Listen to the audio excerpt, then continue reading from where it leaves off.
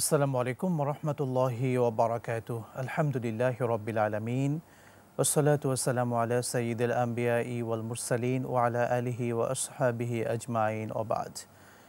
প্রিয় দর্শক মণ্ডলী, সুন্দর এই সময়ে বিশ্বের যে প্রান্ত থেকে আপনাদের সকলের প্রিয় চ্যানেল একুশে টিভির পর্দায় আমাদের সাথে যুক্ত হয়েছেন, প্রত্যেককে আন্তরিক মোবারকবাদ, প্রীতি এবং শুভেচ্ছা জানিয়ে শুরু করছি একুশে টেলিভিশনের জনপ্রিয় ইসলামিক আয়োজন ইসলামী জিজ্ঞাসা। সরাসরি এই সুন্দর আয়োজনে আমি সাথে আছি মোহাম্মদ আল আমিন খান। আজকের চমৎকার আয়োজনে অতিথি হিসেবে রয়েছেন প্রখ্যাত আলেমে দ্বীন, বিশিষ্ট ইসলামী চিন্তাবিদ, শিক্ষাবিদ এবং গবেষক ফদিলাতুশ শেখ প্রফেসর ডক্টর হাফেজ ABM হিজবুল্লাহ হাফিজাহুল্লাহ, সম্মানিত অবসরপ্রাপ্ত অধ্যাপক, ইসলামী বিশ্ববিদ্যালয়, কুষ্টিয়া। আসসালামু আলাইকুম ওয়া রাহমাতুল্লাহ। ওয়ালাইকুম আসসালাম ওয়া রাহমাতুল্লাহ। শেখ, ভালো আছেন? আলহামদুলিল্লাহ। আপনাকে অভিনন্দন আমাদের আজকের আয়োজনে। আমিও আপনাদের সবাইকে আন্তরিক মোবারকবাদ জানাচ্ছি। শুকরান, জাযাকাল্লাহ। দর্শক, আমাদের আয়োজনে জীবন ঘনিষ্ঠ যে কোনো বিষয়ে প্রশ্ন করতে চাইলে স্ক্রিনে দেখানো নাম্বারে ফোন করে প্রশ্ন করুন। ইনশাআল্লাহ তাআলা আমরা সেই প্রত্যেকটি বিষয়ের উত্তর দেওয়ার চেষ্টা করব কোরআন সুন্নাহর আলোকে। আল্লাহ সুবহানাহু ওয়া তাআলা আমাদের উপর সালাতকে ফরজ করেছেন, যে সালাতকে আমরা নামাজ আমাদের ভাষায় বলে থাকি। সালাত বা নামাজ ইসলামের মৌলিক যে স্তম্ভগুলো আছে এটার মধ্যে অন্যতম। আজকে আমরা আলোচনা করব সালাতের গুরুত্ব, তাৎপর্য, মাহাত্ম্য, ইতিহাস এবং সালাত কেন্দ্রিক বিভিন্ন মাসাইল, যেটা আমাদের জানা একান্ত জরুরি। শায়েখের থেকে আমরা সব বিষয়গুলো জানবো ইনশাআল্লাহ তাআলা। আমরা অপেক্ষায় রইলাম দর্শক আপনাদের ফোন কলের। শেখ, আপনাকে অভিনন্দন জানিয়ে আমরা শুরু করছি আমাদের আজকের সুন্দর আয়োজন। আজকের আমাদের যে মূল টপিক, সালাতের গুরুত্ব এবং তাৎপর্য। প্রথমে জানতে চাওয়া, সালাত আল্লাহ সুবহানাহু ওয়া তাআলা ফরজ করেছেন, এটার গুরুত্ব এবং ফজিলত দর্শকদেরকে বলবেন। জাযাকাল্লাহু খাইর। নাহমাদুহু ওয়া নুসাল্লি আলা রাসূলিহিল কারীম, আম্মা বা'দ। সালাত আসলে মুসলিম জীবনে বলতে গেলে একটি গুরুত্বপূর্ণ অধ্যায়। সালাতের গুরুত্ব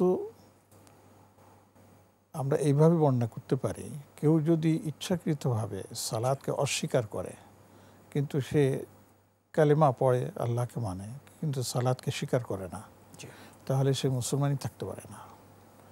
হাদিসের ভাষায় আসছে, মা বাইনাল ঈমান ওয়া শিরক আস-সালাহ। ঈমান এবং শিরকের মাঝখানে যদি কেউ পরিচিত হতে চায়, তাহলে তার পরিচিতি হচ্ছে নামাজের সময়। সে আজান হয়েছে, নামাজ পড়ছে কিনা দেখো, ঘরে মেয়েরা নামাজ পড়ছে কিনা দেখো। যদি পড়ে তাহলে সে মুসলমান, ইমানদার। আর যদি সে না পড়ে তাহলে দেখতে হবে সে নামাজকে স্বীকার করে কিনা অস্বীকার করে। যদি সে নামাজকে স্বীকার করে তাহলে তাকে কাফের বলা যাবে না, কিন্তু সে যদি বলে যে নামাজ বলতে কোনো ইবাদত নেই, তাহলে সে কাফের, কোনো কথা নেই। এবং হাদিসের মধ্যে নবীজি সাল্লাল্লাহু আলাইহি ওয়াসাল্লাম এভাবে বলেছেন, মান তারাকা সালাতা মুতাআম্মিদান ফাকাদ কাফার, আও কামা ক্বালা আলাইহিস সালাতু ওয়াসসালাম। যে ব্যক্তি ইচ্ছাকৃতভাবে নামাজকে ত্যাগ করবে, ফরজ জানা সত্ত্বেও সে নামাজের গুরুত্ব আরোপ করবে না এবং সে ফরজ যে এটাকে স্বীকার করবে না, তাহলে সে কুফরি করে ফেলল। তাহলে দেখা যাচ্ছে যে এই নামাজটা বা সালাতটা হচ্ছে আমি যে ইমানদার এর একটা পরিচয় বহন করে। আর এই জন্যই আমরা একটা হাদিসের মধ্যে দেখি, সেটা হাদিসে জিবরিল নামে খ্যাত, হাদিস আরকান নামে খ্যাত। সেখানে নবীজি সাল্লাল্লাহু আলাইহি ওয়াসাল্লাম বলেছেন, বুনিয়াল ইসলাম আলা খামস। ইসলাম 5টি স্তম্ভের উপর প্রতিষ্ঠিত। তার প্রথম এবং মূল স্তম্ভ হচ্ছে শাহাদা, আল্লাহর স্বীকারোক্তি এবং রাসূল করিম সাল্লাল্লাহু আলাইহি ওয়াসাল্লাম রিসালাতের স্বীকার, ঈমানকে আমরা যেটা বলি। এবং 2 নম্বরই রাখা হয়েছে ইকামিস সালাহ। সালাতকে কি যেন বলে আপনার কায়েম করতে হবে। কায়েম করা মানে নিজে পড়তে হবে, পরিবারের সদস্যদেরকে দিয়ে এসে পড়ার ব্যবস্থা করতে হবে, এবং এলাকাবাসী বা অন্য যারা আছে সমাজের মধ্যে এই সালাত কায়েমের জন্য আপনার কী করতে হবে, চেষ্টা সাধনা করতে হবে। তাহলে এর দ্বারা আমরা বুঝতে পারতেছি যে আল্লাহ রাব্বুল আলামিনের দরবারে এই সালাতটা অত্যন্ত গুরুত্বপূর্ণ। মজার ব্যাপার হলো, এই সালাতটা শুধু যে আমাদের জন্য ফরজ ছিল বিষয়টি কিন্তু এমন না, বরঞ্চ দেখা যায় যে ইতিহাস আমাদেরকে বলে, হাদিস কোরআনের মধ্যে আমরা সমর্থন পাই যে প্রত্যেক নবীর জন্যই সালাত ফরজ ছিল, সিয়াম ফরজ ছিল, যাকাত ফরজ ছিল, এবং এগুলি সবই ছিল ঈমানের পরবর্তী অংশ। শেখ, আমরা যেমন নামাজ পড়ি, আমাদের নামাজের একটা পদ্ধতি আছে, জি তাদের অর্থাৎ অন্য নবীদের যারা উম্মতরা ছিলেন তাদের নামাজের পদ্ধতি কি একই রকম ছিল নাকি ভিন্ন ছিল? না, ভিন্ন ছিল। জি। ভিন্ন ছিল। ইহুদি জাতি বা আপনার খ্রিস্টান জাতি, তাদের নামাজের পদ্ধতি ভিন্ন ছিল। আমাদেরটা যে পদ্ধতি, এটাও কিন্তু আসমান থেকে রব্বুল আলামিন কর্তৃক আমাদেরকে শিখিয়ে দেওয়া হয়েছে। দেখুন, নামাজ যখন ফরজ হয় তখন এই নামাজ কীভাবে আদায় করবে, জি। সেই জন্য তো নবীজি সাল্লাল্লাহু আলাইহি ওয়াসাল্লামের কাছে তার তরতিব জানা ছিল না। সে নামাজ কিভাবে আদায় করতে হয় আমরা শুনবো। একজন দর্শক রয়েছেন, ফোন করে নিচ্ছি। জি। আসসালামু আলাইকুম ওয়া রাহমাতুল্লাহ। প্রিয় দর্শক, নাম বলে প্রশ্ন করুন। আসসালামু আলাইকুম। ওয়ালাইকুম আসসালাম ওয়া রাহমাতুল্লাহ। প্রশ্ন করুন। ওয়ালাইকুম আসসালাম। হুজুরকে স্বাগতম জানাচ্ছি। আমার একটা প্রশ্ন ছিল। জি। আমি কথা বলতেছিলাম ঢাকা থেকে মমিনুল। প্রশ্ন হলো আমি যখন ভ্রমণের উদ্দেশ্যে রওনা দিব, যদি জোহরের সময় হয়ে যায়, তখন জোহর এবং আসরকে আমাকে ওই পুরাটাই পরে, মানে 4 পরে কি আমি রওনা দিব, না 2 পরে রওনা দিব? আর নাকি আমি গাড়িতে যখন রওনা দিলাম যখন আমার সময় হয়ে গেল, তখন কি আমি নেমে কি নামাজ পড়বো, নাকি নাম জমা করে পড়তে পারবো? বুঝতে পেরেছি ভাই। সঙ্গেই থাকুন শেখ। ভাই যেমনটি বললেন সফরে রওনা হবেন, কোনো সফরে যাওয়ার উদ্দেশ্যে তিনি জোহর এবং আসরের সালাত জমা করতে পারবেন কিনা, অর্থাৎ একসঙ্গে আদায় করে বের হতে পারবেন কিনা, নাকি তার জন্য রাস্তা পথে তিনি গাড়ি থামিয়ে সেখানে জোহর আদায় করবেন কিংবা আসর আদায় করবেন, ব্যাপারটি কিভাবে আদায় করবেন? জাযাকাল্লাহ খায়ের। প্রশ্নটা অত্যন্ত জীবন ঘনিষ্ঠ, এবং আমাদের তো সবসময় সফরে থাকতে হয়, ভ্রমণে যেতে হয়, নিঃসন্দেহে আপ ডাউন আমরা করি। তো এক্ষেত্রে আমি ভাইয়ের প্রশ্নের উত্তরে যেটা বলতে চাই সেটা হলো এই, যে আপনার যখনই আপনি বের হবেন, সেটা প্লেন হোক, ট্রেন হোক, লঞ্চ হোক, একটা সময় নির্ধারিত আছে। সেই সময়টা কথার কথা যেমন নাকি ভাই বললেন যে জোহরের সময়। এখন 2 বাজে আপনার প্লেন ছাড়বে বা ট্রেন ছাড়বে বা যেইটা ছাড়বে। এখন 2টার আগে 12টার সময় ঘর থেকে বের হতে হবে, কথার কথা। 12টার সময় আপনার জোহরের সময় হয়ে যায় সাধারণ রকমে। এখন কি করবেন? একটা কথা মনে রাখতে হবে যে সফর শুরু হওয়ার আগে জমাও নাই, কসরও নাই। জি। সফর শুরু হওয়ার আগে আগে জি। সফর শুরু হওয়ার পরে যখন ট্রেন টান দিয়েছে, প্লেন চলা শুরু করেছে, লঞ্চ শুরু করে, তখন আপনার সফর শুরু। এর আগে কিন্তু আপনি মুসাফির নন। অতএব তখন যদি আপনি নামাজ পড়েন, তখন আপনাকে পুরো নামাজে পড়তে হবে, 1। 2 নম্বর, তখন যদি আপনি নামাজ পড়েন তাহলে জোহরের 4 রাকাত পড়তে হবে, 2 রাকাত না। এবং যদি আপনি তখন জমা করতে চান, সেই জমাও সহি হবে না, কারণ আপনি মুসাফিরই হন না, আপনি কিসের জমা করতেছেন। এই ক্ষেত্রে আপনাকে টাইম, অর্থাৎ যখন নামাজের সময় হবে তখন আপনি সেই নামাজটা আদায় করবেন। এই যে 2 রাকাত জমার কথা বলা হয়, এটা আইম্মাগণের অনেকেই এটার পক্ষে কথা বলেছেন, কিন্তু আহনাফ যারা আছেন, ইমাম আবু হানিফা রহমতুল্লাহ আলাইহির অনুসারী, তারা কিন্তু জমার পক্ষে বলেন। জমাটা এটা কি শেখ শুধুমাত্র অর্থাৎ হজের সাথে এটা খাস কিনা, নাকি আমভাবে এটা করা যাবে? না, এটা হজের সাথে খাস না, এটা একবারে সারা জীবনের সাথে এটা চলে। সারা জীবন আপনি সফরই যখন করবেন, ভ্রমণ যখন করবেন, এবং সেই ভ্রমণটা 48 মাইল, যেটা এখন 70-78 কিলোমিটার দূরে যাওয়ার নিয়ত করে ঘর থেকে বের হয়েছেন, সফর শুরু হলো, তখন কিন্তু আপনার এটার সাথে যুক্ত। এবং সেই ক্ষেত্রে বলছি যে আপনি রানিং অবস্থায় যদি আপনি থাকেন, তখন 2টা পদ্ধতি। একটা হচ্ছে আপনি জোহরের নামাজ ট্রেনে পড়তেছেন বা লঞ্চে পড়তেছেন, আপনি একসাথে জোহর আসর একসাথে পড়তে পারবেন, 2 রাকাত করে নামাজ পড়ে শেষ করে দেবেন। আর অন্যরা বলছি যে না, আপনি জোহরের সময় জোহরের নামাজ পড়েন 2 রাকাত, এবং আসরের সময় আসরের নামাজ পড়েন 2 রাকাত। এটাকে ওই যে বলছিলাম হানিফা রহমতুল্লাহ আলাইহি, এবং আমাদের দেশে প্রচলিত কিন্তু এটাই। হ্যাঁ, যদি কেউ পড়ে ফেলে, আমরা তাকে না করব না, আমরা তাকে নিষেধ করব না যে আপনি, আমরা বলবো আপনি উচিত হবে জোহরের সময় জোহরটা আদায় করা, এবং আসরের যখন সময় হবে সে সময় আসরটা আদায় করা।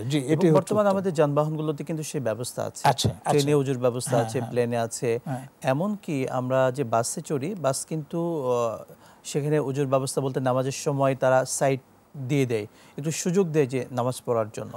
না, এটা আমাকে বলতেছি, একটু বলছি এই জন্য, আমি আলহামদুলিল্লাহ অনেক সফর করেছি। আমার কর্মস্থলের কারণে আমাকে ঢাকা থেকে প্রায় সফর করতে, আপ ডাউন করতে হতো। তো আমি দেখেছি মাশাআল্লাহ এই দীর্ঘ জীবনের দুই একটা ক্ষেত্রে আমি একটু বিপদে পড়েছি বা বিরক্তি প্রকাশ করেছে ড্রাইভার অথবা এরা, যে আমরা এখন গাড়ি থামাতে পারবো না, জ্যাম লেগে গেছে, তাড়াতাড়ি পৌঁছাতে হবে ইত্যাদি। আর না হলে যখনই বলেছি তারা সোজা যে নামাজ টাইম হয়ে গেছে মসজিদ দেখে আপনার ইয়ে করেছে, এর নামকে সাইড করে দিয়েছে, নামাজ পড়িয়ে তারপর তারা নিয়ে গেছে। কাজে এটা বলার কোনো সুযোগ নেই। শুকরান জাযাকাল্লাহ। আমরা আশা করি দর্শক বুঝতে পেরেছেন। আরও একজন দর্শক আছেন। আসসালামু আলাইকুম ওয়া রাহমাতুল্লাহ। প্রিয় দর্শক, নম্বরে প্রশ্ন করুন। আসসালামু আলাইকুম, প্রশ্ন করুন দর্শক। হ্যালো, জি, প্রশ্ন করুন। ওয়ালাইকুম আসসালাম। আপনার প্রশ্ন করুন, আমরা শুনছি আপনাকে।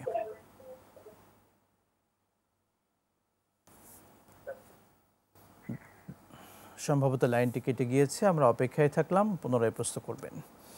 শেখ, আমরা যে বিষয়ে কথা বলছিলাম সালাতের ক্ষেত্রে, অর্থাৎ সালাত ফরজ হওয়ার যে ইতিহাসটা, সেটা যদি দর্শকদেরকে একটু শোনাতেন।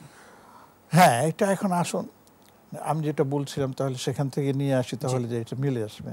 যে সালাত শুধু আমাদের নবীজি সাল্লাল্লাহু আলাইহি সাল্লামের সময় যে ফরজ হয়েছে বিষয়টা এমন না, বরঞ্চ এটা সবসময় প্রত্যেক নবীদের জন্য এটা ছিল।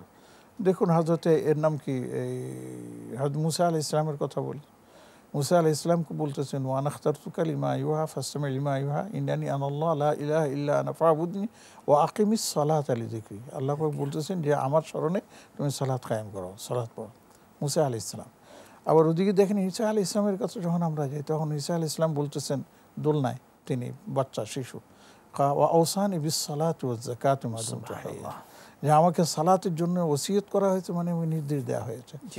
তো আমাদের নবীজি সাল্লাল্লাহু আলাইহি সাল্লামের সময় কিন্তু তাই হয়েছে। কিভাবে হয়েছে শুনুন, সেটা হচ্ছে হিজরতের 1.5 বছর আগে নবীজি সাল্লাল্লাহু আলাইহি সাল্লামকে আল্লাহ পাক এমন একটি মুজিজা দিয়েছেন যেটা অন্যান্য নবী পান নাই।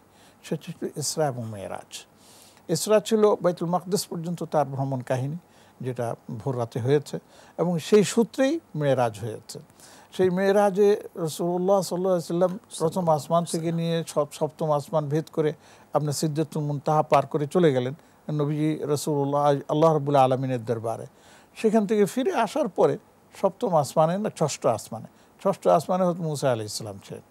মুসা আলাইহিস সালাম বললেন যে মুহাম্মদ তুমি কি নিয়ে আসছো? বলে যে আমার রব আমাদেরকে মানে সালাত পেশ করেছেন, সালাতের হাদিয়া পেশ করেছেন। কত বলেছে 50 ওয়াক্ত। তখন বলেছে যে মুহাম্মদ আবার ফিরে যাও, গিয়ে না হতো তোমার আমি উম্মত চালিয়ে আসছি, ওরা পারবে না 50 ওয়াক্ত, কিছু কমাও। নবী সাল্লাল্লাহু আলাইহি ওয়াসাল্লাম গেলেন এবং এইভাবে একবার দুইবার তিনবার, কোথাও আছে 3বার, কোথাও আছে 5বার, কমাতে 5 ওয়াক্ত যখন আসে তখন নবী সাল্লাল্লাহু আলাইহি ওয়াসাল্লামকে যখন মুসা আলাইহিস বললেন যে আবার যাও, তখন বলছে আমি আর যাবো না, আমার মানে একটু লজ্জা পাচ্ছি, আমি আল্লাহর কাছে আর কত যাব। তখন আল্লাহ রাব্বুল আলামিন বললেন, হে মুহাম্মদ, এই 5 ওয়াক্ত যদি কেউ আপনার উম্মতের আদায় করে নিয়মিত, আমি সেই 5 ওয়াক্তের জন্য আমি তাকে 50 ওয়াক্ত সওয়াব দেব। সুবহানাল্লাহ। ওই যে কোরআনে কারীমের যে আয়াতটা আছে না, মান জা বিল হাসানাতি ফালাহু আশরু আমসালিহা, কেউ যদি একটা নেক আমল করে কমপক্ষে তাকে 10 গুণ তার সওয়াব দেওয়া হবে। এখানেও ঠিক সেটা আসছে। শেখ, আমরা অর্থাৎ 5 ওয়াক্ত সালাত আদায়ের মাধ্যমে আল্লাহ তাআলা 50 ওয়াক্ত সালাতের সওয়াব আমাদের আমলনামায় দিয়ে দিবেন। আমরা শুনবো, দর্শক রয়েছেন, চলে যাচ্ছি। আসসালামু আলাইকুম ওয়া রাহমাতুল্লাহ। দর্শক নাম বলে প্রশ্ন করুন। ওয়া আলাইকুম সালাম। আমি মামুন বলছি নওগাঁ থেকে। জি মামুন ভাই, প্রশ্ন করুন। যে আমার 3টি প্রশ্ন। এক নম্বর হলো যে জামাতে নামাজ আদায় করার সময়ে শেষ বৈঠকে যদি কোনো কারণে মুসল্লি আত্তাহিয়াত করে দরুদ পড়তে না পারে, তার আগে ইমাম যদি সালাম ফিরিয়ে ফেলে, তাহলে মুসল্লির নামাজ হবে কিনা, আর দরুদ না পড়লে কি কোনো সমস্যা হবে কিনা, বা দরুদ এবং মাসুরা, দোয়া মাসুরা না পড়লে পূর্ণাঙ্গ সওয়াব পাওয়া যাবে কিনা। ইমামের পেছনে নাকি হলো একাকী? ইমামের পিছনে। বুঝতে পেরেছি। পরের প্রশ্ন। ছোট দরুদ হিসাবে আমরা কি কি দরুদ পড়তে পারি সব সময় পাঠ করার জন্য, সব সময় তাসবিহ করার জন্য আমরা ছোট দরুদ বুঝতে পেরেছি। এর পরের প্রশ্ন ভাই হলো যে আমরা কি কি কারণে নামাজ পড়ব, আমরা কি কি কারণে নামাজ পড়ব, নামাজের ফজিলত সম্পর্কে একটু জানতে চাচ্ছি। আমাদের শুকরিয়া। আমাদের নামাজ আজকের কেন পড়বো? প্রোগ্রামটি নামাজের ফজিলত নিয়ে, আমরা সেই বিষয়ে কথা শুনছিলাম। শুরু থেকে আমাদের শেখ আলোচনা করছিলেন, সঙ্গেই থাকুন। শেখ, আমাদের ভাইয়ের প্রথম প্রশ্ন ছিল এই সালাত রিলেটিভ, অর্থাৎ সালাতে অনেক সময় এমন হয় ইমাম সাহেব আগে সালাম ফিরিয়ে ফেলেন, অথচ মুসল্লির যারা পেছনে নামাজ পড়ছেন তাদের তাশাহুদ পড়া হয়েছে কিংবা দুরূদ শরীফ পড়া হয়েছে, দোয়া মাসুরা হয়নি কিংবা শুধু তাশাহুদ পড়তে পেরেছে। এই সিচুয়েশনে মুসল্লিদের সালাতটা আসলে হবে কিনা? হ্যাঁ, চমৎকার প্রশ্ন। এটা হয় অনেক ক্ষেত্রে, আমরা দেখেছি যে ইমাম সাহেব মানে দ্রুত মানে তাশাহুদ পড়ে ফেলেন, তারপরে দ্রুত উনি ওনারটা পড়ে উনি সালাম দিয়ে দেন। আমাদের একটা জিনিস বুঝতে হবে যে দেখেন, নামাজের মধ্যে কিছু আছে ফরজ, কিছু আছে ওয়াজিব, কিছু আছে বাকিটা নফল, সুন্নত, মুস্তাহাব ইত্যাদি। তো এখানে এই যে ইমামের পিছনে যখন আমরা ইক্তেদা করি, তখন ইমামের পিছনে ইক্তেদা করাটাই হচ্ছে আমাদের আসল লক্ষ্য। জি। এবং সেই ক্ষেত্রে এই যে দোয়া দুরুদের কথা বলা হলো, যেমন সুবহান রাব্বিয়াল আযীম রুকুতে গেল, কেউ 3 বার পড়ার জায়গায় একবার পড়লে ইমাম সব দাঁড়ায় গেছে, এখন আমি কি করব? একটা কথা। ঠিক এইভাবে আপনার সেজদার মধ্যে, এইভাবে আপনার ওই শেষ বৈঠকে সালামের, তো আমি দুরূদ শরীফ পড়তে পড়তে, এই তাশাহুদ পড়তে পড়তে আমার তাশাহুদও শেষ, ইমাম সাহেব সালাম ফিরিয়ে ফেলছেন, আমার দুরূদ শরীফ পড়া হলো না, আমার কি জানি বলতে দোয়া মাসুরা পড়া হয়, এখন আমার নামাজের কি হবে, যেটা আমাদের ভাই প্রশ্ন করেছেন। এক্ষেত্রে উত্তর হলো যে ইমাম সাহেব সালাম ফিরাবার আগ পর্যন্ত যদি আপনি তাশাহুদ পড়া শেষ করে ফেলেন, তাহলে আপনার নামাজ হয়ে গেছে, আপনি ইমাম সাহেবের সাথে সালাম ফিরিয়ে ফেলুন। আপনার দুরূদ শরীফ না পড়লে কোনো সমস্যা নেই, এবং দোয়ায়ে মাসুরা পড়লেও কোনো সমস্যা নেই, যেহেতু এগুলি ওয়াজিবের পর্যায়ে না। আর যদি আপনি এই তাশাহুদ পড়ছেন, তাশাহুদের মাঝামাঝি গেছেন, শেষ করতে পারেন না, ইমাম সাহেব সালাম ফিরিয়ে ফেলছেন দ্রুত, তখন আপনাকে তাশাহুদ পুরো করে তারপরে সালাম ফিরাতে হবে। ইমাম সাহেব আগে সালাম ফিরিয়ে ফেললে কোনো অসুবিধা নেই। জি, এটাই হচ্ছে মূল মাসআলা। কাজে এখানে আমাদের এই বিষয়টা মাথায় রাখতে হবে যে ইমাম সাহেব যখন আমরা ইক্তেদায়ে বিহাল ইমাম বলছি, ইমাম পিছনে দাঁড়িয়েছে, তখন ফরজ বিষয়গুলোকে, ওয়াজিব বিষয়গুলোতে আমরা ইমামের ইক্তেদা করব।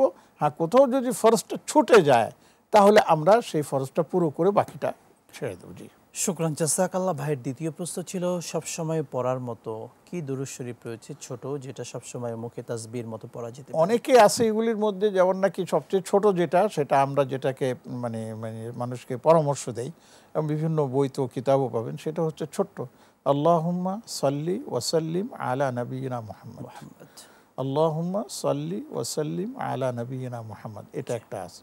অথবা আপনি বলেন সাল্লাল্লাহু আলাইহি ওয়াসাল্লাম, এটাও একটা দুরূদ, সাল্লাল্লাহু আলাইহি ওয়াসাল্লাম, সাল্লাল্লাহু আলাইহি ওয়াসাল্লাম।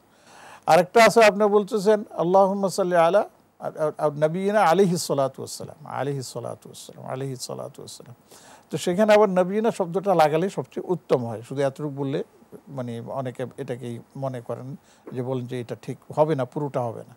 তো কাজে আমরা এখানে অনেকগুলির মধ্যে মাত্র দুটোকে প্রেফার করতেছি। আল্লাহুম্মা সাল্লি ওয়াসাল্লিম আলা নবিয়িনা মুহাম্মদ একবার পারফেক্ট, অথবা সাল্লাল্লাহু আলাইহি ওয়াসাল্লাম, এটাও আপনি পড়তে পারেন, কোনো সমস্যা নেই। শুকরান, জাযাকাল্লাহ। ভাইয়ের তৃতীয় প্রশ্ন ছিল আমাদের সালাত রিলেটিভ, যে সালাত আমরা কেন পড়ব? কারণ আমরা তো প্রত্যেকটা বিষয়ে লাভ খুঁজি, যে এটার মধ্যে কি লাভ পাচ্ছি, ব্যবসায়ী লাভ নাকি লস দেখলে সেটা করি না, লাভটা খুঁজি। সালাতটা আমরা কেন পড়ব, কি উপকার রয়েছে, লাভটা কি আমাদের আসলে? সুবহানাল্লাহ। আমরা যে যদি আমাদের ভাই শুরু থেকে আমাদের আলোচনা শুনে থাকেন, তাহলে সেখানে কিন্তু এর জবাব রয়ে গেছে, চলে গিয়েছে। হ্যাঁ, 1 নম্বর এই প্রশ্নের উত্তর হয়েছে, এটা আমার রব্বুল আলামিনের নির্দেশ, এক কথায় শেষ, ওয়ার্ডার ইজ ওয়ার্ডার। এবং একজন বান্দা তার মানে ইখলাস হচ্ছে এই যে, এটা লাভ কি আর ক্ষতি কি এটা আমার দেখার দরকার নেই, আমার ওয়ার্ডার দিছে, আমি সেটাই পালন করব, শেষ। আমি আমার মওলাকে খুশি করার জন্য আমি এটা করব, আর কোনো কিছুর দরকার নেই। 1 2 নম্বর হচ্ছে, হ্যাঁ, লাভ যে নেই তা না, লাভ তো আছেই। যে আপনি যদি নামাজটা পড়েন, সালাতটা আপনি পড়েন, তাহলে এই সালাতের মাধ্যমে আপনি আপনার পরওয়ারদিগারকে খুশি করতে পারবেন। সুবহানাল্লাহ। রাসূলুল্লাহ সাল্লাল্লাহু আলাইহি ওয়াসাল্লাম যখনই কোনো সমস্যায় পড়তেন বা কিছু দেখতেন, সাথে সাথে দৌড়ে নামাজে আল্লাহু আকবার দাঁড়িয়ে যেতেন। শেখ, আমরা আরো কিছু শুনবো ফাজাইল নিয়ে। একজন দর্শক রয়েছেন, চলে যাচ্ছি তার কাছে। আসসালামু আলাইকুম ওয়া রাহমাতুল্লাহ। দর্শক কোথায় থেকে বলছেন, নাম বলে প্রশ্ন করুন। আসসালামু আলাইকুম। ওয়ালাইকুম আসসালাম ওয়া রাহমাতুল্লাহ। জি, আমি কুমিল্লা থেকে বলছি, আমার নাম লাবলু। আমি ফজর নামাজের সম্বন্ধে একটু জানতে চাচ্ছি আর কি।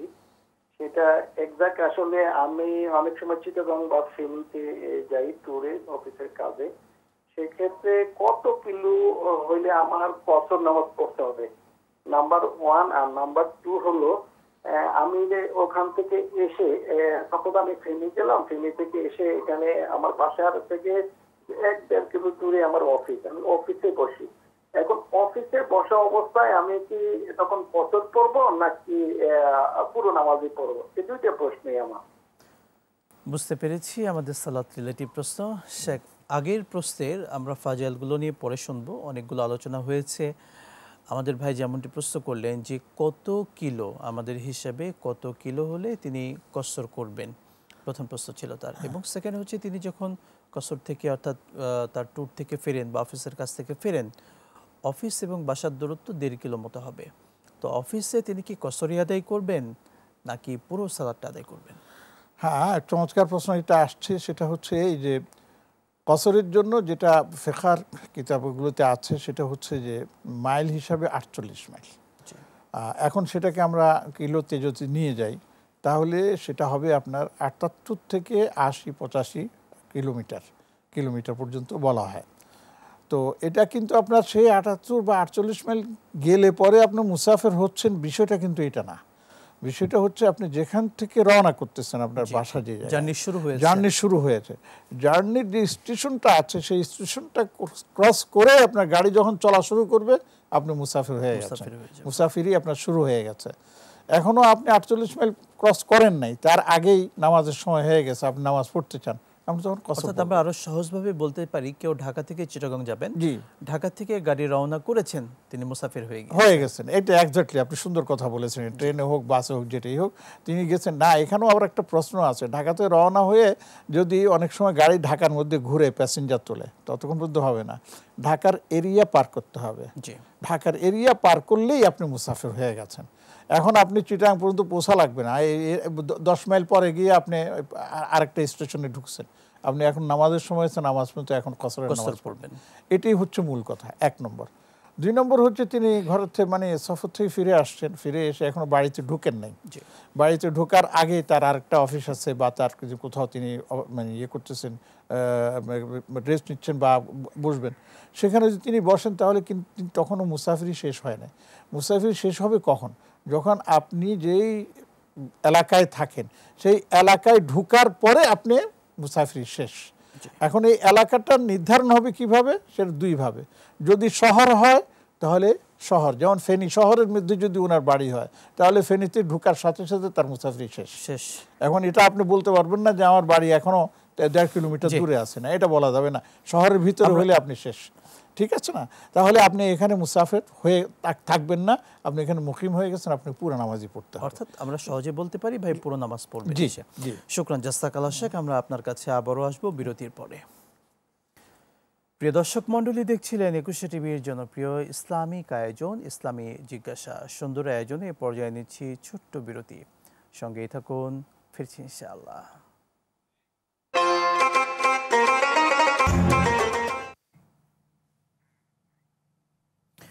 বিরতির পর আরও একবার স্বাগত জানাচ্ছি আপনাদের সকলের প্রিয় চ্যানেল একুশে টিভির পর্দায় জনপ্রিয় ইসলামিক আয়োজন ইসলামী জিজ্ঞাসায়। দর্শক মণ্ডলী, আমরা আজকের আয়োজনে কথা বলছিলাম সালাতের গুরুত্ব, তাৎপর্য এবং সালাত কেন্দ্রিক বিভিন্ন মাসাইল নিয়ে। আজকে অতিথি হিসেবে রয়েছেন প্রখ্যাত আলেমে দ্বীন professor doctor ABM Hezbollah sir. Sir, আপনাকে আরও একবার অভিনন্দন জানাচ্ছি। আমরা আমাদের মূল প্রশ্নে চলে যাচ্ছি আলোচনায়। নামাজ নিয়ে আমরা বেশ কিছু পয়েন্ট আপনার থেকে শুনেছি। আমরা যে বিষয়টি জানতে চাই, কত বছর বয়স থেকে মূলত নামাজ ফরজ করা হয়েছে, অর্থাৎ আমরা নামাজ পড়ব? হ্যাঁ, চমৎকার একটা প্রশ্ন এটি। এবং মোটামুটি আমাদের দেশের প্রায় মুসলিম পরিবারের বিষয়টি সম্পর্কে একটু অবগত আছে। জি।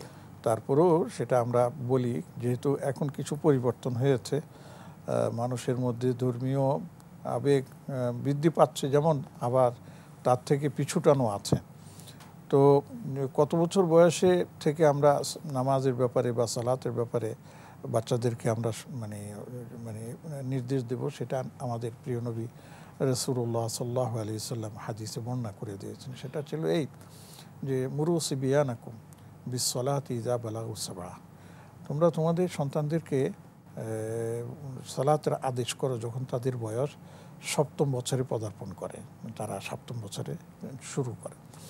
এখানে ছেলে আর মেয়ে দুটোটাই কিন্তু সমান। হ্যাঁ, তার মানে দেখা গেল যে সপ্তম বছরেই আমাদের ছেলে মেয়েদেরকে নামাজের প্রতি উৎসাহিত করতে হবে, তবে তাদেরকে আদরে সোহাগে নামাজের প্রতি উৎসাহিত করতে হবে। তারপরে নবীজি সাল্লাল্লাহু আলাইহি ওয়াসাল্লাম বললেন যে ওয়াদরিবুহুম ইযা বালাগু আশরা, তবে হ্যাঁ যদি এর ভিতরে তারা তো নিয়মিত নামাজি হয়ে যেত ভালো কথা, যদি না হয় তখন দশম বছরে যখন চলে যায় তখন কিন্তু তাদেরকে একটু প্রয়োজনে শাস্তি দিতে হবে, শাসন করতে হবে এবং তার মাধ্যমে একটু মানে নামাজের প্রতি আগ্রহী করে তুলতে হবে। অর্থাৎ এখন থেকে আমরা বলতে পারি যে তার উপরে নামাজটা প্রায় ফরজের কাছাকাছি চলে আসছে, যদিও নাকি বালেগ হওয়ার আগ পর্যন্ত ফরজ নয়, কিন্তু তারপরেও আমরা বলবো যে নবীজির এই হাদিস থেকে আমরা বুঝি যে 10 বছর থেকে তাদেরকে নামাজে আপনার কি করে মানে অভ্যাসে পরিণত করতে হবে এবং বালেগ হওয়ার পর থেকে সেটা তো একেবারে পূর্ণ আবশ্যক হয়ে যাবে। অসংখ্য ধন্যবাদ। দর্শক রয়েছেন শেখ। আসসালামু আলাইকুম ওয়া রাহমাতুল্লাহ। দর্শক কে আছে নম্বরে প্রশ্ন করুন। ওয়ালাইকুম আসসালাম। আমার নাম মোহাম্মদ সাইফুল ইসলাম, আমি আশুলিয়া থেকে বলছিলাম।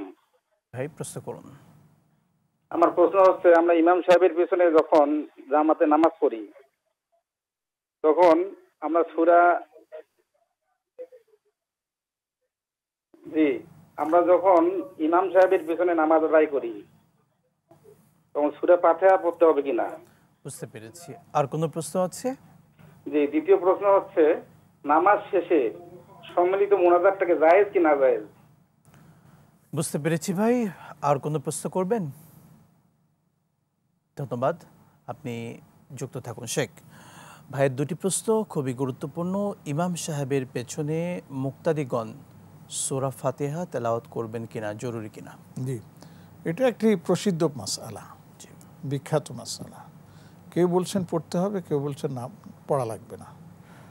অর্থাৎ যারা বলছেন পড়তে হবে তারা বলছেন যে সূরা ফাতিহা পড়াটা হচ্ছে ফরজ, এটা ইমাম মুক্তাদি সবার জন্য সমান, অতএব তাদের দৃষ্টিতে ইমামের পিছনে আপনার সূরা ফাতিহা পড়তেই হবে, তারা এটা বলে থাকেন। আর অন্যরা বলছেন যে না, সূরা ফাতিহা পড়া ফরজ নয়, ওয়াজিব, এবং ইমামের পিছনে যদি থাকে তাহলে আপনার তাকে সূরা ফাতিহা পড়া লাগবে না, কারণ ইমাম সাহেব তো সূরা ফাতিহা নিজে পড়তেছেন, যেহেতু তিনি ইমাম সেই হিসেবে মুক্তাদিদের দায়িত্ব কিন্তু তিনি পালন করছেন, এই জন্য তাকে সূরা ফাতিহা পড়ার প্রয়োজন নেই।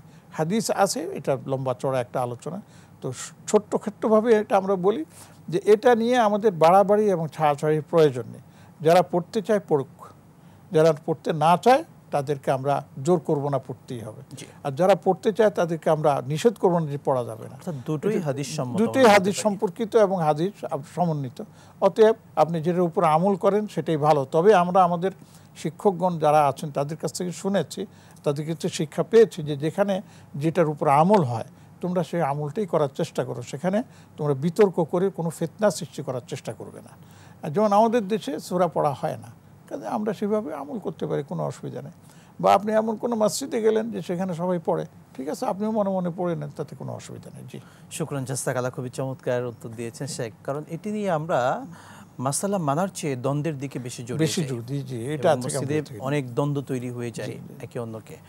আমরা আরেকটি বিষয় ভাই প্রশ্ন করলেন যে সালাতের শেষে সম্মিলিত যে মোনাজাত করা হয়ে থাকে ইমাম সাহেব করেন, এই সম্মিলিত মোনাজাত এটা জায়েজ নাকি না জায়েজ? খুব চমৎকার প্রশ্ন করেছেন।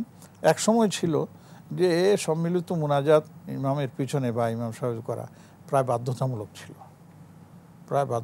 ছিল, যে এই মানে মোনাজাত না করলে সম্মিলিতভাবে অনেকেই ইমাম সাহেবকে বকাঝকা করতেন, আমরা জানি।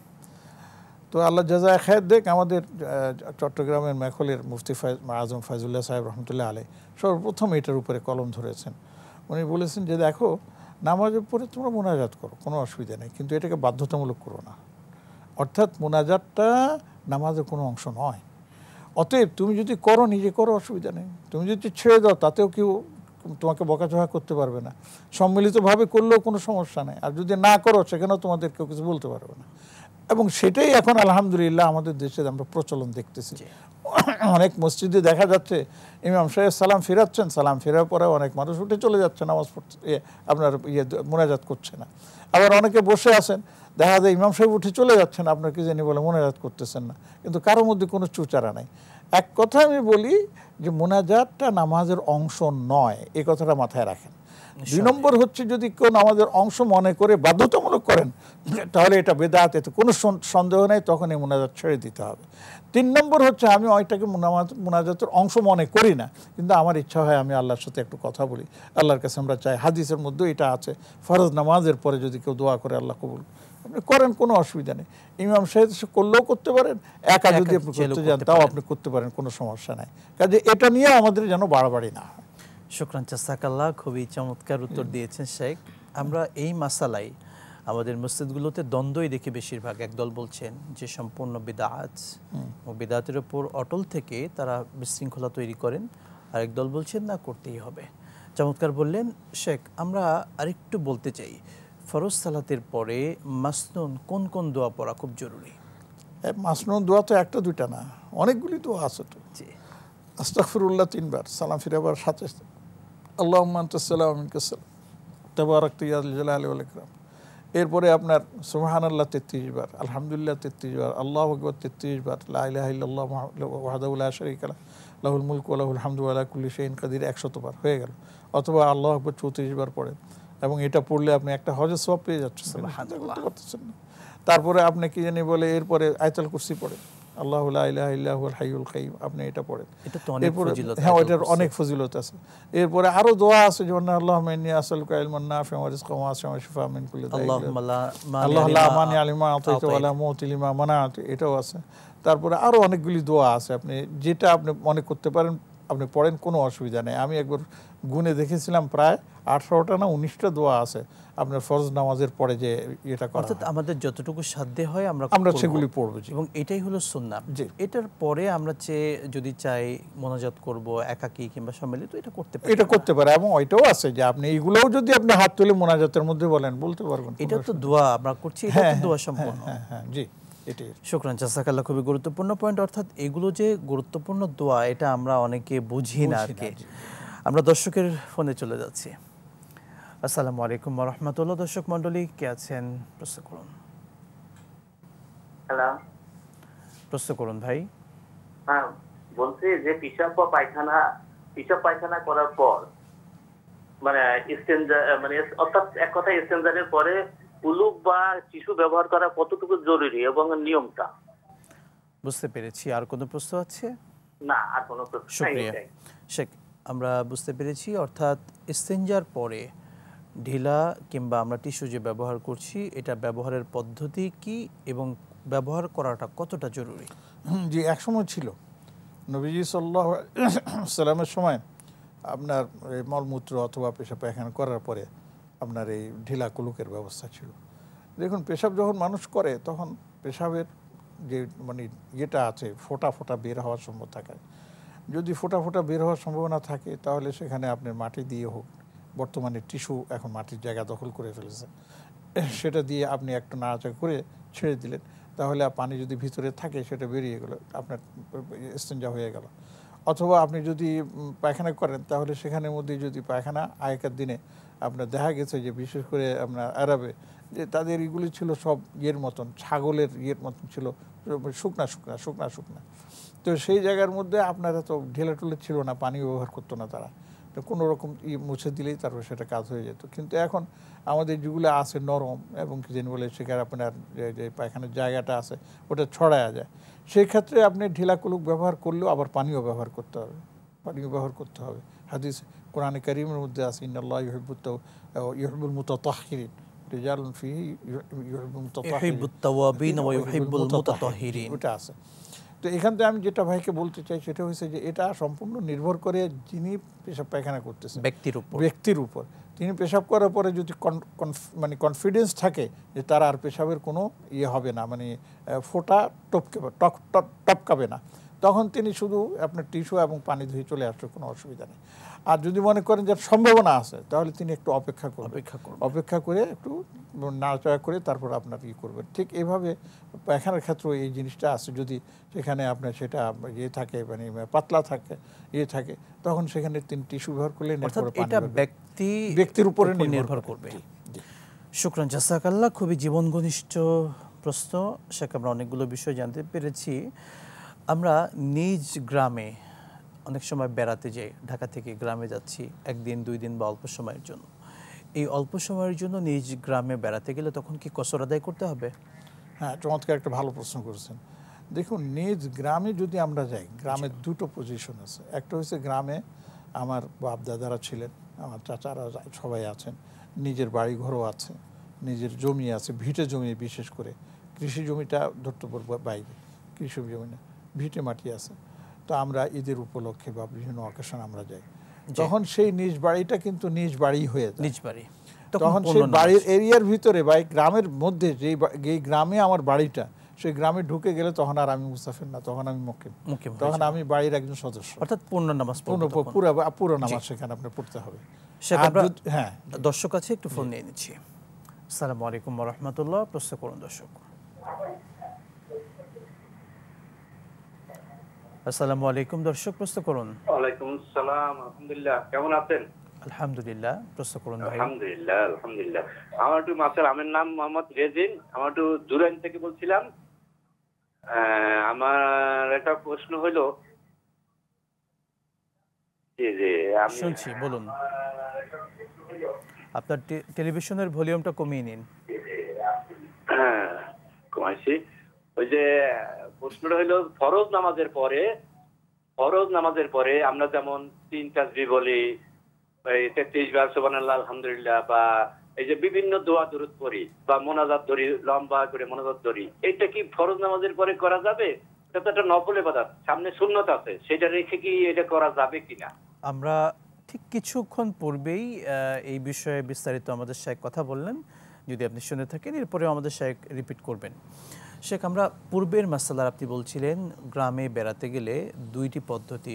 একটি হচ্ছে যদি সেখানে জায়গা থাকে, অবস্থান থাকে, তার ভিটে বাড়ি থাকে, পূর্ণ নামাজ পড়বেন। দ্বিতীয় পদ্ধতি হলো যে তার কিছুই নেই বলতে হয়তো কৃষি জমি আছে, তারা অন্যরা মানে চাষাবাদ করে বাই করে, কিন্তু তার ভিটি মাটি, তার ঘর কিছুই নাই, তখন কিন্তু তিনি সেখানে মুসাফির। তখন সেটা তার এক সময়ের মানে বাড়ির মানে পরিচিতি হলেও এখন আর সেটা তার নিজের বাড়ি বলে কি হবে না, গণ্য হবে না। যদি যদি জমি টমি থাকে, কৃষি জমি আছে, সেখানে যদি আবার নতুন করে বাড়ি করেন তাহলে সেটা আবার তার বাড়ি, নিজের বাড়ি হিসাবে গণ্য হবে, তখন আবার তিনি মুসাফির থাকবেন না, তিনি তখন মুকিম হয়ে যাবেন। এক কথায় হচ্ছে যদি ভিটিমাটি থাকে এবং ঘর বাড়ি থাকে তাহলে সেখানে তিনি যাওয়ার পর তিনি কি হবেন, মুসাফির হবেন না, তিনি মুকিম হবেন, পুরা নামাজ পড়বেন। আর যদি ভিটেমাটিও নাই, কিছুই নাই, হ্যাঁ আত্মীয় স্বজন আছে, সেটা থাকতেই পারে, কিন্তু তার নিজস্ব কিছুই নেই, তখন সেখানে তিনি এর নাম কি, বাবারও যদি কিছু না থাকে তাহলে তখন তিনি আর মুকিম থাকবেন না, মুসাফির, তখন তিনি সেই মুসাফিরের নামাজ পড়বেন। শুকরান, জাযাকাল্লাহ। শেখ, আরেকটি বিষয়, আমরা যখন বাড়িতে যাচ্ছি বেড়াতে, যে জার্নিটা, রাস্তা যেটা আছে, ঢাকা থেকে সিলেট যাচ্ছি, অর্থাৎ সিলেটের যে জায়গায় আমার বাড়িতে গ্রামে প্রবেশ করার পরে তো আমি মুকিম, কিন্তু যে রাস্তাটা আমি জার্নি করব ঢাকা টু সিলেট, এই রাস্তা পথে এই জার্নির সময়টুকু, এটা কি আমি মুসাফির হিসেবে গণ্য হব? অবশ্যই, যদি সেটা 48 মাইল মানে আপনার দূরে হয়, 48 মাইল দূরে হয় বা 78 কিলোমিটার দূরে হয়, তাহলে অবশ্যই আপনি রানিং পয়েন্ট এটাকে বলে, এই রানিং অবস্থায় আপনি তখন মুসাফির হিসেবে গণ্য হবেন। এই রানিং পয়েন্টের মধ্যে আপনার যদি কোনো নামাজের সময় আসে, বিশেষ করে 4 রাকাতের নামাজ যদি হয় তাহলে 2 রাকাত পড়বেন, আর যদি 3 রাকাতের হয়, যেমন মাগরিব 3 রাকাত পুরোটাই পড়তে হবে। আর যদি ফজরের নামাজ হয় তাহলে ফজরের নামাজের সময় 2 রাকাত তো ফরজ আছেই সাথে, কিন্তু এখানে ফরজের সাথে 2 রাকাত সুন্নত পড়তে হবে। একমাত্র এই ফজরের নামাজটাই হচ্ছে যেখানে 2 রাকাত সুন্নতটা আপনার সফরে হোক আর ইয়েতে হোক পড়তে হয়। শুকরান, জাযাকাল্লাহ। দর্শক রয়েছেন। আসসালামু আলাইকুম ওয়া রাহমাতুল্লাহ। দর্শক, নাম বলে প্রশ্ন করুন। আসসালামু আলাইকুম দর্শক। ওয়ালাইকুম আসসালাম। প্রশ্ন করুন দর্শক, শুনছি। আমি একটা প্রশ্ন করছি যে কোরআন শরীফের 33টা আয়াত কোন কোন সূরা নিয়ে? পাঠ করবো তাই। টেলিভিশনের ভলিউমটা কমিয়ে নিন। হ্যাঁ, প্রশ্নটি পুনরায় করবেন। আমি এই যে 33 আয়াত পাঠ করব, তো কোরআন থেকে কোন কোন সূরা 33টা আয়াত নিয়ে হয় সেটা? আসলে 33 আয়াত বলতে আপনি কি বোঝাতে চাচ্ছেন এটা একটু বলবেন। কোনো বিশেষ দোয়া আছে এটা কি? বলতেছি যে আমি 33টা যে আয়াত পাঠ করব, তো কোন কোন সূরা থেকে 33টা আয়াত নিব? আচ্ছা, 33 আয়াত, জি বুঝতে পেরেছি। আমাদের শেখ দেখিয়ে জানাবেন। শেখ এই প্রশ্নটির উত্তর দেবেন। হ্যাঁ, এটা আছে একটা মানজিল, এটার একটা আমল আছে, অনেক ঘরে এটার উপর আমল করা হয়। সেখানে 33 আয়াতের একটা বিশেষ গুরুত্ব দেওয়া হয়, যদিও এটা আমি হাদিস থেকে এটার পাইনি, কিন্তু যে আয়াতগুলো সেখানে নির্বাচিত আছে সে আয়াতগুলোর অনেক ফজিলত আছে। যেমন 33 আয়াত বলতে প্রথমে বোঝানো হচ্ছে সূরা বাকারার প্রথম 5 আয়াত, তারপরে হচ্ছে আপনার আয়াতুল কুরসির 3 আয়াত, তাহলে 5 আর 3 হলে 8 আয়াত। এরপরে আপনার রয়েছে আপনার সূরা বাকারার শেষ 2 আয়াত, শেষ 2 আয়াতে কেউ বলছেন 3 আয়াত, যদি 3 আয়াত হয় তাহলে সেখানে 11 আয়াত। এরপরে সূরা আরাফের মধ্যে একটা আয়াত আছে। এরপরে সূরা ইউনূসের শেষ 2 আয়াত, লাকাদ জাআকুম রাসূলুম মিন আনফুসিকুম। এরপরে আপনার আছে সূরা, এর নাম কি, বনি ইসরাইলের শেষ 2 আয়াত। এরপরে রয়েছে আপনার সূরা মুমিনুনের শেষ 3 আয়াত। তো এইভাবে আছে, এগুলি মিলে 33 আয়াত হয়। কিন্তু আমরা যেটা দেখেছি, আমি যেটা এর নামকে বইপত্রের মধ্যে দেখি, আসলে 33 আয়াতের চেয়েও অনেক বেশি এখানে আছে। সূরা সাফফাতের 11টি আয়াত রয়েছে, এরপরে সূরা আর রহমানের প্রায় 10টি আয়াত রয়েছে, এরপরে সূরা জিনের আপনার 5টি আয়াত রয়েছে, এরপরে সূরা কাফিরুন রয়েছে, সেখানে 6 আয়াত রয়েছে, এরপরে সূরা ইখলাস, সূরা ফালাক, সূরা নাস। এই সব মিলে একটা মঞ্জিল তারা মানে একটা আমল করেন। আমাদের অনেক মুরব্বীদেরকে দেখেছি। এটা আমার মনে হয় তিনি সেই কথাই বলতে চাচ্ছিলেন। এখান থেকেই 33 আয়াত ওই শুরু থেকেই হিসাব করে নিলে বা এটা পাওয়া যায়, কিতাব পাওয়া যায় মঞ্জিল নামে, সেটা যদি উনি সংগ্রহ করেন তাহলে পেয়ে যাবেন ইনশাআল্লাহ। সেটার উপর শুকরান, জাযাকাল্লাহ। আমাদের পূর্বের দর্শক জুরাইন থেকে যিনি প্রশ্ন করেছিলেন যে সালাতের পরে আমরা যে বিষয়টি আলোচনা করেছি মোনাজাতের ব্যাপারে, তিনি বারবার বলছিলেন এই একই প্রস্তুত করলেন যে সালাতের পরে মোনাজাতটা করা হয়, তো এই নফল ইবাদতটা করা জরুরি কিনা একটু আর রিপিট করতেন। না, রিপিট করার মধ্যে আমি সংক্ষিপ্ত বলে দেই, কেউ যদি এই আমলটা করতে চান, মোনাজাত করতে চান, তাহলে তিনি যদি ইমাম সাহেব করে ইমাম সাহেবের সাথেও করতে পারবেন, কোনো অসুবিধা নেই। নিজে যদি ইচ্ছা করে এককভাবে করতে চান সেটাও তিনি করতে পারবেন, কোনো অসুবিধা নেই। যদি তিনি না এই মোনাজাত না করে দোয়া দুরূদ পড়তে থাকেন তাহলে তাতেও সেটা তার সুযোগ আছে, কোনো অসুবিধা নেই। এক কথায় বলতে হবে যে এই মোনাজাত করাটা জরুরি না, এটা নামাজের অংশ না। নামাজের অংশ মনে করলেই সমস্যা। এই জন্য কি জানি বলে, আপনি যদি এককভাবে ব্যক্তিগতভাবে আপনি আমল করতে চান তাহলে কোনো সমস্যা নেই। জি, শুকরান, জাযাকাল্লাহ শেখ। আমরা অনেকগুলো বিষয় জানতে পেরেছি। যে বিষয়টি জানতে চাই, আমরা কোন কোন ভুলের কারণে নামাজে সাহু সিজদা দিব? নামাজের মধ্যে 3টা জিনিস আছে মাসালাগুলো। জি, একটা হচ্ছে ফরজ, আরেকটা হচ্ছে ওয়াজিব, আরেকটা হচ্ছে ফরজ ওয়াজিব ছাড়া আর বাকিগুলো। শেখ, আমরা এটার আলোচনা শুনবো বিরতির পরে ইনশাআল্লাহ তাআলা। প্রিয় দর্শক মণ্ডলী, দেখছিলেন 21 টিভির পর্দায় জনপ্রিয় ইসলামিক আয়োজন ইসলামী জিজ্ঞাসা। সুন্দর আয়োজনে নিচ্ছি আরও একটি ছোট্ট বিরতি, সঙ্গেই থাকুন, ফিরছি ইনশাআল্লাহ। বিরতির পর আরও একবার স্বাগত জানাচ্ছি আপনাদের সকলের প্রিয় চ্যানেল 21 টিভির পর্দায় জনপ্রিয় ইসলামিক আয়োজন ইসলামী জিজ্ঞাসায়। দর্শক মণ্ডলী, আমরা আজকে কথা বলছিলাম নামাজের গুরুত্ব, তাৎপর্য, ফজিলত এবং নামাজের বিভিন্ন মাসালা নিয়ে। রয়েছেন প্রখ্যাত আলেমদ্বীন শেখ ডক্টর হাফেজ ABM হিজবুল্লাহ স্যার। আপনাকে আরও একবার অভিনন্দন জানাচ্ছি। আমরা আমাদের মূল প্রশ্নে চলে যাচ্ছি, যে বিষয়টি বিরতির পূর্বে জানতে চেয়েছিলাম, কোন কোন ভুলের কারণে আমাদেরকে সাহু সিজদা দিতে হয়? হ্যাঁ, তো বলছিলাম যে দেখুন, নামাজের মধ্যে 3টা বিষয় আছে। একটা হচ্ছে ফরজ, আরেকটা হচ্ছে ওয়াজিব, আরেকটা হচ্ছে ফরজ ওয়াজিব ছাড়া বাকি মাসআলা। সেখানে সুন্নত, মুস্তাহাব, মুবাহ অনেক কিছুই আছে। তো নামাজের মধ্যে যদি ফরজ ছুটে যায় তাহলে সেখানে আপনার নামাজ বাতিল পুরাটাই, পুনরায় নামাজ পড়তে হবে। যেমন নামাজ পড়ছে, আপনার বায়ু দূষণের কারণে পবিত্রতা ছুটে গেছে, অথচ নামাজের জন্য পবিত্র ফরজ। অতএব আপনাকে আবার পুনরায় পবিত্রতা অর্জন করে আপনাকে কী করতে হবে? নামাজ আদায় করতে হবে। এরপরে রয়েছে ওয়াজিব। ওয়াজিবের মধ্যে যেমন রয়েছে যে সূরা ফাতিহা পড়া এবং সূরা ফাতিহার সাথে আপনার এর নাম কি কোনো একটা সূরা মিলানো বা আয়াত মিলানো। আপনি সূরা ফাতিহা পড়লেন, আয়াত মিলালেন না, ওয়াজিব ছুটে গেল, তাহলে আপনাকে সিজদা করতে হবে। এমনিভাবে আপনার 3 রাকাত নামাজ অথবা 4 রাকাত নামাজের মধ্যে প্রথম বৈঠক এটা ওয়াজিব। আপনি প্রথম বৈঠক না করে সোজা দাঁড়িয়ে তৃতীয় রাকাতে উঠে গেলেন, তাহলে ওয়াজিব ছুটে গেল। তো ওয়াজিব ছুটে যাওয়ার কারণে আপনাকে এখানে সাজদা করতে হবে। এক কথায় আমরা বলি, ফরজ যদি ছুটে যায় নামাজ দৌড়াতে হবে, ওয়াজিব যদি ছুটে যায় তাহলে সাজদা করতে হবে, আর এছাড়া যদি কোনো সুন্নত মুস্তাহাব ছুটে যায় তাহলে তার জন্য কিছু হবে, নামাজ পুরো হয়ে গেছে। শেখ, গুরুত্বপূর্ণ মাসালা হচ্ছে নামাজের তেলাওয়াতে যদি আমাদের ভুল হয়, তেলাওয়াতে ভুল হলে তখন সাজদা দিতে হবে কিনা? না, অবশ্যই না, তেলাওয়াতে ভুল হতেই পারে। সূরা ফাতিহার মধ্যে অনেকে ভুল করেন না, বা অন্যান্য সূরা যখন পড়েন তেলাওয়াত করেন তখন কি জানি বলে আপনার ভুল করতেছে।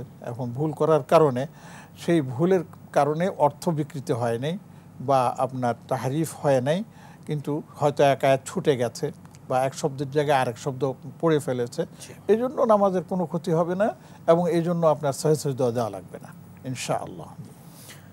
শুকরান, জাযাকাল্লাহ। শেখ, আরেকটি গুরুত্বপূর্ণ পয়েন্ট, আমরা ফজরের সালাতে গিয়ে দেখলাম জামাত দাঁড়িয়ে গিয়েছে, অর্থাৎ ফজরের নামাজের ফরজ নামাজের জামাত দাঁড়িয়ে গিয়েছে। তখন অনেকে সুন্নত পড়েন, আবার কেউ কেউ সরাসরি জামাতে দাঁড়িয়ে যান। এক্ষেত্রে করণীয় কী হবে? তিনি কি সুন্নত পড়ে ফেলবেন নাকি জামাতে দাঁড়িয়ে যাবেন? হ্যাঁ, চমৎকার প্রশ্ন করেছেন এবং এটা আমাদের দেশে এখন মানে এটা দেখতে পাচ্ছি অনেক জায়গায়। আমরা দুইজন সাহাবীর কথা জানি, সম্ভবত একজন আব্দুল্লাহ ইবনে আব্বাস আর একজন হচ্ছেন আব্দুল্লাহ ইবনে ওমর রাদিয়াল্লাহু তাআলা আনহু বা আব্দুল্লাহ ইবনে সিদ্দিক, দুইজন। ওনাদের দুইটা আমল আমরা দেখতে পাই। একজন দেখছে যে ফজরের সময় গেলেন মসজিদে, গিয়ে দেখতেছেন যে জামাত শুরু হয়ে গেছে, তিনি সুন্নত না পড়ে জামাতে অংশগ্রহণ করলেন। সম্ভবত ইনি হচ্ছেন আব্দুল্লাহ ইবনে ওমর রাদিয়াল্লাহু তাআলা আনহু, নামাজে শরীক হয়ে গেছেন। নামাজ শেষ হওয়ার পরে তিনি বসেছিলেন, বসে থাকার পরে যখন ইশরাকের নামাজ শুরু মানে সময় হয়ে গেল, তখন তিনি উঠে বাকি 2 রাকাত নামাজ পড়ে আপনার চলে আসলেন। আরেকজন দেখা গেল যে না, উনি গিয়ে দেখছেন যে নামাজ শুরু হয়েছে, এখন যদি তিনি সুন্নত পড়েন, সুন্নত পড়লে তার 2 রাকাত না হোক অন্তত 1 রাকাত হলেও তিনি পাবেন। তখন তিনি মসজিদের এক কোনায় গিয়ে, জামাতের সাথে না, এক কোনায় গিয়ে আলাদাভাবে, বারান্দা থাকলে বারান্দায়, না হলে পিছনে দাঁড়িয়ে তিনি সুন্নত পড়ে ফেললেন। সুন্নত পড়ে এসে মসজিদ ইমাম সাহেবের সাথে আপনার যোগ দিলেন। এই দুইটাই কিন্তু পাওয়া যায়। তো আমাদের দেশেও এ নিয়ে বিভিন্নখানে আমরা বিভিন্ন ধরনের তর্ক বিতর্ক হতে দেখেছি, শুনেছি। তো আমি বলবো যে ভাই, যদি আপনি নামাজের সময় দেখেন যে নামাজ শুরু হয়ে গেছে, সুন্নত পড়ে আপনি নামাজে অংশগ্রহণ করতে পারবেন, তাহলে সুন্নত পড়ে ফেলুন, কেননা ফজরের সুন্নতের অনেক গুরুত্ব দেওয়া হয়েছে। আর যদি বলেন যে না, আমি সুন্নতটা পরে পড়বো, ঠিক আছে, আপনি জামাতে শরীক হয়ে যান, তার কোনো অসুবিধা নেই। তবে হ্যাঁ, সুন্নত পড়ার ক্ষেত্রেও আবার আমাদের মধ্যে বিভক্তি আছে। কেউ বলে যে নামাজ শেষ করে সাথে সাথে পিছনে গিয়ে নামাজ পড়ে নেয়, সুন্নত পড়ে নেয়, আবার কেউ অপেক্ষা করে। তো আমরা সাথে সাথে পড়ার পক্ষে মতামত দেই না। আমরা বলি যদি আপনি পড়তেই হয় তাহলে আপনি সূর্য ওঠার পরে তখন আপনি পড়েন, কেননা সাথে সাথে পড়ার ক্ষেত্রে শুধু একটি হাদিস পাওয়া যায় যেখানে নবীজি সাল্লাল্লাহু আলাইহি ওয়াসাল্লাম এক সাহাবীকে জিজ্ঞেস করার পরে বলছে, ইয়া রাসূলুল্লাহ, আমি সুন্নত পাইনি, এই জন্য সুন্নত পড়েছি। নবীজি তাকে কিছু বলেন নাই। এই থেকেই কোনো কোনো ভাই বলেন যে না, সাথে সাথে পড়াটার অনুমতি আছে। কিন্তু অন্য আরেকটা হাদিসের মধ্যে দেখা যায় যে আল্লাহ রাসূল সাল্লাল্লাহু আলাইহি ওয়াসাল্লাম বলছেন যে, কয়েকটা নামাজের কথা বলছেন যে এই সময় নামাজ তোমরা পড়ো না। তার মধ্যে একটা হচ্ছে ফজরের জামাত শেষ হওয়ার পর সূর্য ওঠার আগ পর্যন্ত কোনো নামাজ নেই। তার মানে এখানে কোনো সুন্নত নফল এগুলির কোনো নামাজ পড়া যাবে না। তো এক্ষেত্রে অনেক বলেন যে না, সে মানে সূর্য ওঠার পরে আপনি বাকি 2 রাকাত যেটা ছুটে গেছে বা পড়তে পারেন না সেটা পড়ে নিতে পারেন। জি, শুকরান, জাযাকাল্লাহ। আমরা নামাজ রিলেটিভ অনেকগুলো মাসালা আপনার থেকে জেনেছি। শেখ, আপনাকে অসংখ্য ধন্যবাদ, আপনার খুবই গুরুত্বপূর্ণ সময়টুকু আমাদেরকে দিয়েছেন। বারাকাল্লাহু ফি হায়াতিক। আমিন। আমিও আপনাদের সবাইকে আন্তরিক মোবারকবাদ জানাই, সবার কাছে দোয়া কামনা করি, আমিও সবার জন্য দোয়া করি। শুকরান, জাযাকাল্লাহ। প্রিয় দর্শক মণ্ডলী, 21 টিভির পর্দায় শুক্রবার এই সুন্দর আয়োজন মহান রব কবুল করুন, কেননা এই আয়োজনের মাধ্যমে আমরা আপনাদের কাছে ইসলামের বিভিন্ন বিধান সুন্দরভাবে উপস্থাপন করতে পেরেছি। মহান রবের দরবারে তৌফিক কামনা করছি যেন এই প্রোগ্রামটি চলমান থাকে। একই সঙ্গে আজকে আমরা বিদায় নেব। আল্লাহ সুবহানাহু ওয়া তাআলা আমাদের প্রত্যেককে সুস্থ রাখুন, ভালো রাখুন। বিদায় নিচ্ছি। আসসালামু আলাইকুম ওয়া রাহমাতুল্লাহি ওয়া বারাকাতুহু।